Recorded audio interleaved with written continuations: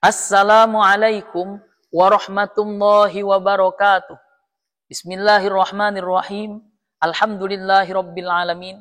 Wassalatu wassalamu ala asyrafil anbiya wal mursalin sayyidina wa syafi'ina wa habibina wa qurrati a'yunina wa maulana Muhammadin sallallahu alaihi wasallam wa ala alihi wa sahbihi ajmain, amma ba'du.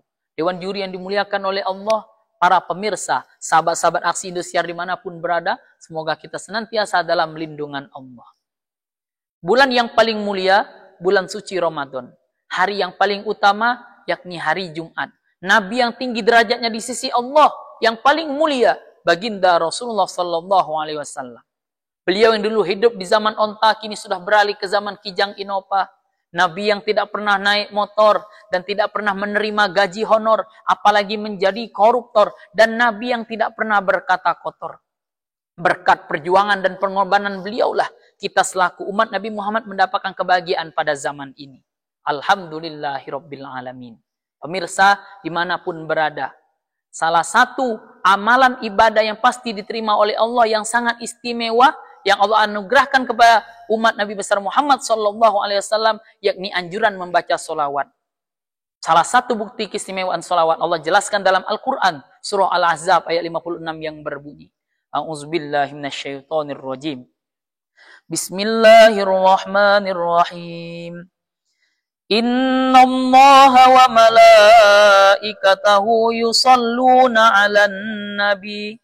Ya ayyuhallazina amanu sallu alaihi wa sallimu taslima. Yang artinya, sesungguhnya Allah dan para malaikat berselawat atas Nabi.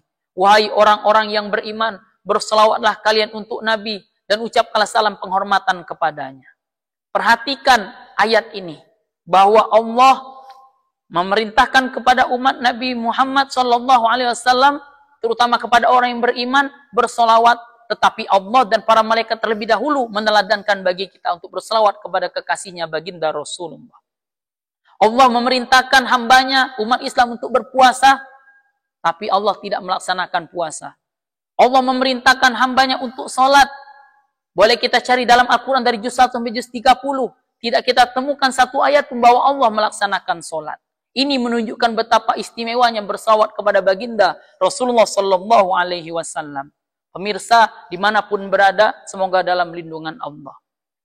Apa saja keistimewaan bersalawat kepada baginda Rasulullah, maka orang yang bersalawat kepada baginda Rasulullah akan mendapat ampunan Allah, akan dikabulkan segala hajatnya, dan akan mendapatkan rahmat Allah. Rasulullah Sallallahu Alaihi Wasallam bersabda, Man shalla alayya marratan sallallahu alaihi biha ashran. Barang siapa yang berselawat kepadaku, maka Allah akan membalas dengan 10 rahmat. Perhatikan hadis ini menunjukkan bahwa mulianya berselawat kepada baginda Rasulullah sallallahu alaihi wasallam. Mungkin hati kita banyak yang kotor karena maksiat kepada Allah, lisan kita yang sering berdusta di hadapan hamba Allah, dan tubuh kita yang berlumuran dosa. Tetapi ketika kita membacakan solawat, Allah tidak nengok tubuh kita yang banyak dosa, tetapi yang Allah lihat kemana solawat itu dipersembahkan, yakni kepada kekasihnya baginda Rasulullah Sallallahu Alaihi Wasallam. Al-Imam Abul Hasan Asy-Syadzili, beliau terkenal, beliau ulama, pendiri Thariqah Syadziliyah, yang diberi keistimewaan oleh Allah bermimpi baginda Rasulullah Sallallahu Alaihi Wasallam. Beliau pernah bertanya di dalam salah satu mimpinya, Ya Rasulullah, apakah orang yang mendapatkan rahmat Allah yang membaca selawat dalam keadaan khusyuk saja? Rasulullah menjawab, bukan hanya hamba Allah yang berselawat kepadaku dalam keadaan khusyuk saja dan hatinya kadang lalai, tetapi mereka yang berselawat kepadaku dalam keadaan apa saja pasti diterima oleh Allah. Inilah mulianya selawat. Marilah kita selaku hamba Allah perbanyak berselawat kepada baginda Rasulullah, dan ini menjadi wasilah agar kita mendapatkan syafaat pertolongan kelak di hari kiamat. Rasulullah bersabda, Aulan nasi biyaumal qiyamah aksaruhum alayya solatan. Orang yang paling dekat denganku kelak di hari kiamat, yakni mereka yang memperbanyak berselawat kepadaku. Semoga kita senantiasa dibimbing oleh Allah, menjadi hamba Allah yang senantiasa berselawat kepadanya, dan kelak mendapatkan syafaatnya, bisa berkumpul bersamanya di surganya Allah. Amin ya rabbal alamin. Demikianlah ceramah yang dapat saya sampaikan, benarnya dari Allah, dan saya dari fakir ilallah. Allahumma hdinas siratal mustaqim. Assalamualaikum warahmatullahi wabarakatuh.